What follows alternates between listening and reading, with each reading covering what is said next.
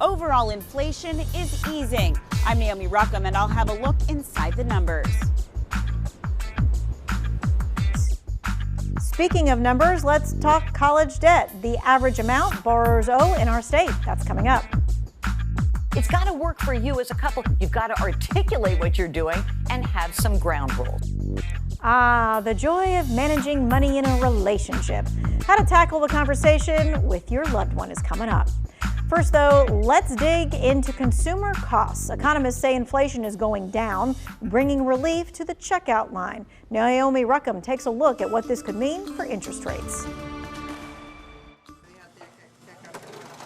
For the first time in 2.5 years, prices at the grocery store went down. The tiny 0.3% drop from February to March is a sign inflation is moving in the right direction. Used car prices have fallen 9 months in a row, and the cost of rent is stabilizing. Overall, inflation rose 5% in March, the lowest annual increase in nearly 2 years, and way down from the more than 9% jump last summer. This is a good report. I mean, we are seeing the pace of inflation start to decelerate. The trend can't come fast enough for families struggling with rising prices. Many food pantries, including this one in St. Joseph, Missouri, are seeing higher demand. It's the cost of just keeping the staples on the table that is, I believe, driving people to look for their local food pantry. The Federal Reserve has been raising interest rates to bring inflation down.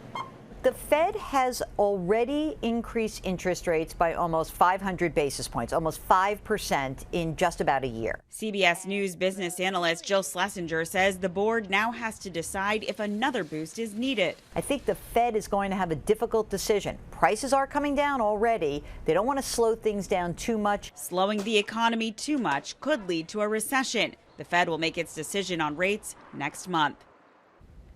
As if grocery and gas prices aren't enough, soon it may cost you more to mail a letter. The U.S. Postal Service is looking to raise the price of a first-class stamp another 3 cents to 66 cents. That would be the fourth rate hike in 2 years. If approved, the increase would take effect July the 9th.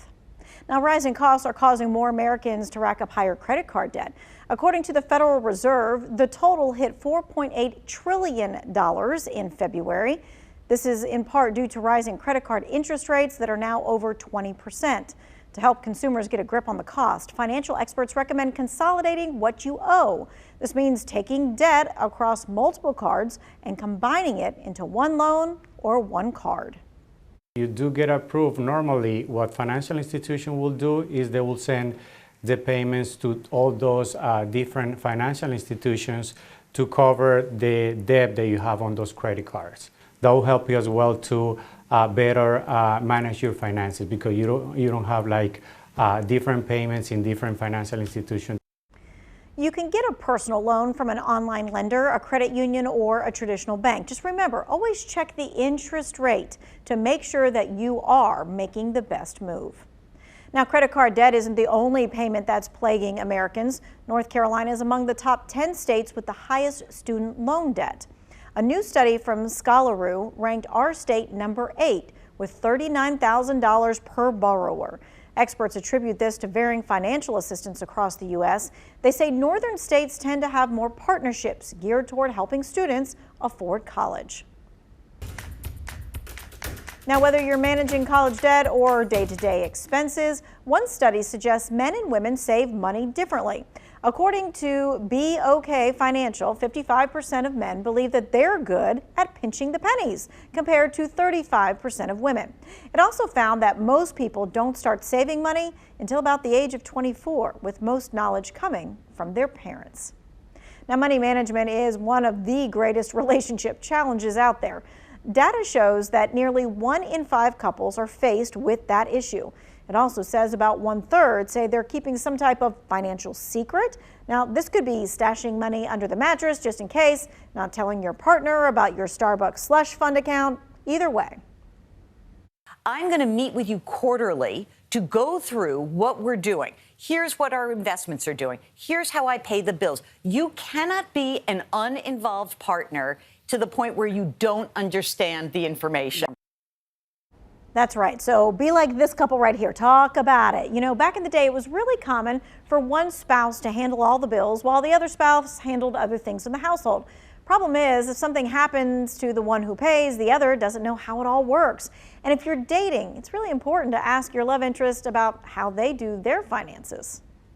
What you try to uncover as you get a little bit more serious with somebody is you want to know what are your financial values, right? And what's important to you? And how much do you feel confident about your own financial acumen? And what are some of the money habits you have? However your finances are set up, remember it's important to find the best way that works for you and your partner. So I'm going to say this, happy saving. WFMY News 2 at 6 is coming up next.